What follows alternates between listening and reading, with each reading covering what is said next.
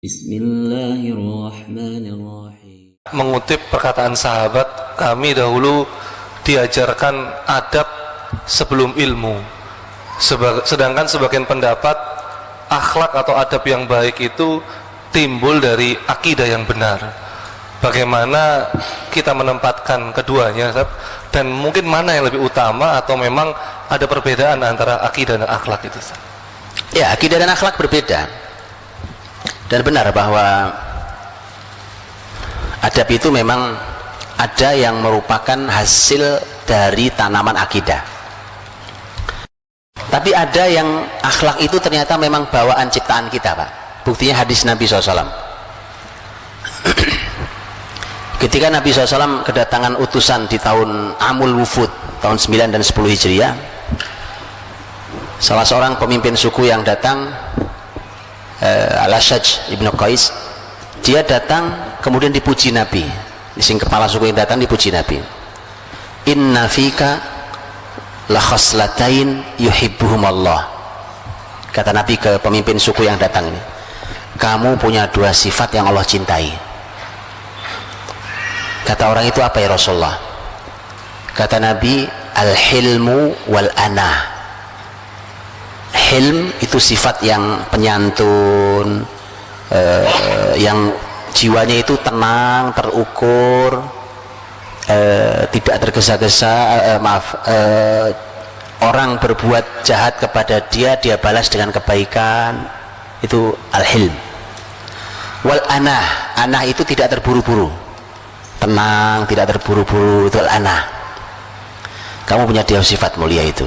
Nah, begitu dia dipuji, dia nanya, ya Rasulullah, apakah ini sifat baru atau sifat lama yang saya punya ini? Dari kapan muncul adanya di saya? Nabi mengatakan itu sifat sudah sejak dulu ada di kamu. Istilah maka para ulama adab mengatakan bahwa memang ada akhlak itu yang sifatnya bawaan, Pak. Bawaan sifatnya. Contoh-contoh di antara kita ini ada orang yang memang bawaannya sabar, orang yang memang sabar, man. Itu marah aja susah itu. Ada orang yang bawaannya marah-marah, Pak. Walaupun nanti akan dipengaruhi oleh perjalanan hidupnya. Tapi ada modal. Ada orang yang modal dasarnya memang mudah ngasih orang, dermawan. Memang ada modal dasar itu. Ya, ada yang modal dasarnya, arti gini, bahwa ini kan cuma modal dasar, tapi semua bisa dibina. Orang yang tidak punya modal dasar, tidak besar modal dasar dermawannya, bisa dimunculkan kedermawanan luar biasa pada dirinya dengan pembinaan terus-menerus itu. Ya. Nah, yang dimaksud dengan pertanyaan tadi, kalau kalimat sahabat adalah kami diajari iman sebelum Quran. Kami diajari iman sebelum Quran. Itu kalimat Jundub bin Abdillah, kalimat Abdullah bin Umar, dan seterusnya. Kami diajari iman sebelum Quran. Itu ternyata kaidah kurikulum besar dari Nabi SAW. Tapi kalimat bahwa adab sebelum ilmu itu juga benar. Itu kalimat para ulama bahwa seharusnya kita ini belajar adab sebelum belajar ilmu. Belajar adab dulu. Ini yang salah di kurikulum pendidikan kita hari ini. Ilmu ditumpuk tapi adabnya belum jadi. Akhirnya ilmu tidak ada gunanya, ilmunya tidak barokah, adabnya belum beres, dan ilmu itu nggak mengubah apa-apa dalam kehidupan dia. Jadi adab sebelum ilmu. Abdullah bin Mubarak rahimahullah, ulama besar, beliau mengatakan bahwa kadal adab an yakuna thulutsail ilm, bahwa adab itu 2/3 ilmu. Adab itu 2/3-nya ilmu. Artinya ketika kita kehilangan adab, kita kehilangan 2/3 ilmu. Jadi makanya anak itu memang harus diajari adab dulu, Pak. Adab dulu harus diajarkan. Nah tadi tentu sambil untuk menanam kokoh adab pasti akan berhubungan sangat erat dengan masalah iman, akidah tadi itu maksudnya. Jangan salah memahami ya. Belajar akidah itu bukan belajar kitab, bukan. Ayo kita buka kitab tauhid, kitab akidah, bukan itu maksudnya. Lah anak kecil kalau diajak bagaimana ngerti anak kecil itu? Yang dimaksud adalah tanam dia. Apa yang mau kita tanam? Umpamanya kita mau menanam salah satu nilai tauhid, nilai akidah, umpamanya al-khauf, rasa takut pada Allah, atau ar-raja, kita punya harapan tinggi pada pertolongan Allah dan ampunan Allah dan seterusnya. Tawakal, at-tawakkul umpamanya, punya sifat tawakal. Yang begitu-begitu itu ditanam bukan pakai teori buku. Kesalahan kita belajar tentang tauhid adalah seperti belajar filsafat. Itu kritikan Al-Ghazali terhadap proses pembelajaran tauhid yang salah. Itu salahnya, Pak. Apa itu pembelajaran filsafat?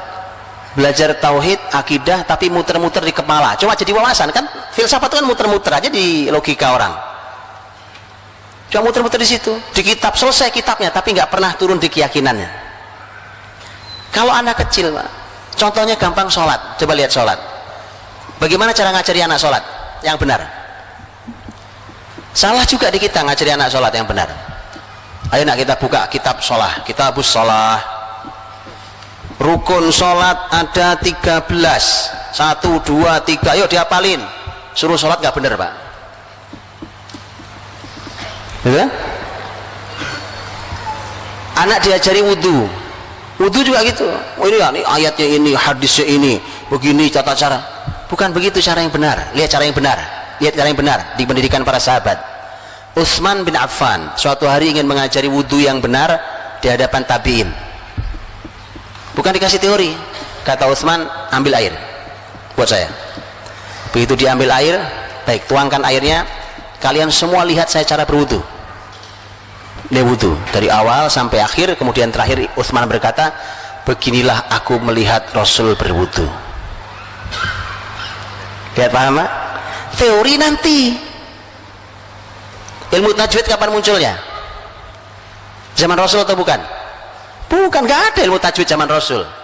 Idhar, idgham. Makanya kita selesai ilmu tajwid suruh baca tetap aja berantakan. Karena teori, Pak. Ini kesalahan kita mengajarkan tauhid dengan teori. Teori itu nanti. Yang penting anak membaca Quran dengan tajwid yang benar. Setelah itu kalau sudah benar baru kita kasih teori. Mereka kata, oh ini namanya idhar, bacanya udah benar, baca Qurannya. Oh ini namanya idgham. Begitu. Persis sama. Akhlak juga gitu, bukan teori, Pak. Masalah di kita sekarang kurikulum agama adalah teori. Teori sholat, teori wudhu, teori sabar, teori jujur, teori. Prakteknya tidak ada. Jadi bukan teori, ditanam di mereka. Jadi teori nanti, kitab nanti kita lahap, kitab nanti. Di usia-usia awal bukan teori, tetapi ditanam. Baik, wallahu a'lam bishawab.